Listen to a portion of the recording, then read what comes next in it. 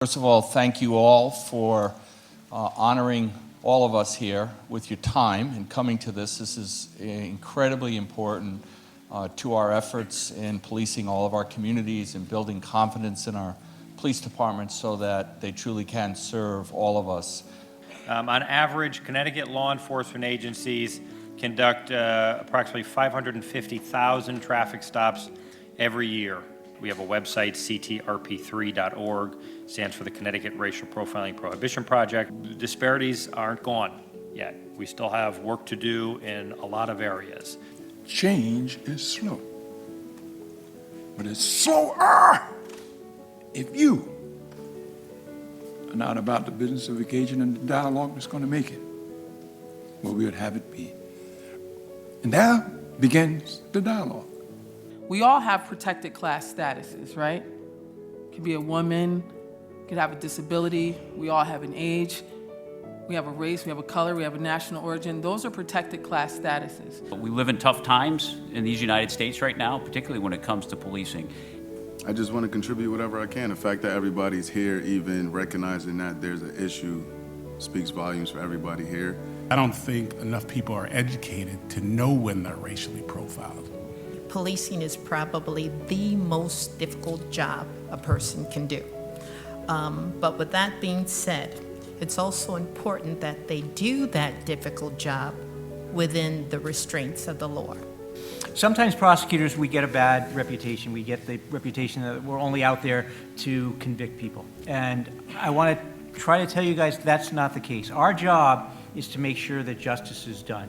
I'm particularly invested in this. One, because I'm a police officer. Two, I'm a man of color. I'm a father. When you say legal profiling, do you mean it's just for police or is it for like other contexts too, like stores and stuff like that?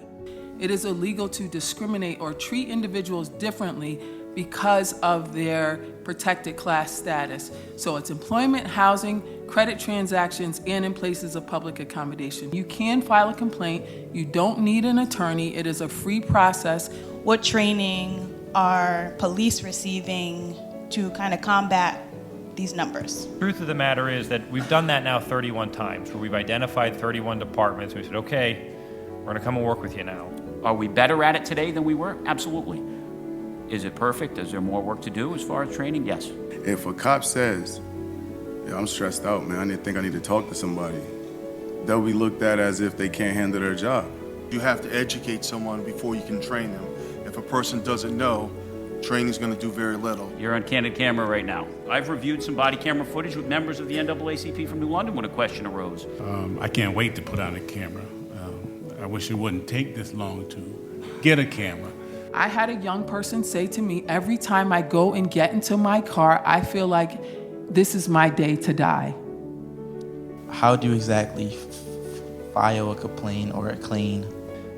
File a complaint with the police department or with the Commission on Human Rights and Opportunities, or both. Can we improve a policing system in our country whose origins are partly related to the slave patrols? I don't have an answer. I wouldn't touch it with a 10-foot pole. Slavery is the backbone of America.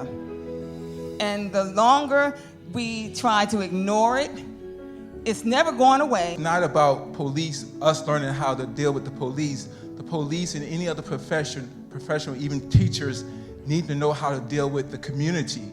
We should not be afraid. Our kids should not be shot down and killed. Kids are dying. That's the difference. If we're community-minded, we need people to engage in the community. Talking and listening to each other is how you overcome that gap. Thank you, everyone, for attending, and don't leave here unless you talk to somebody. Please.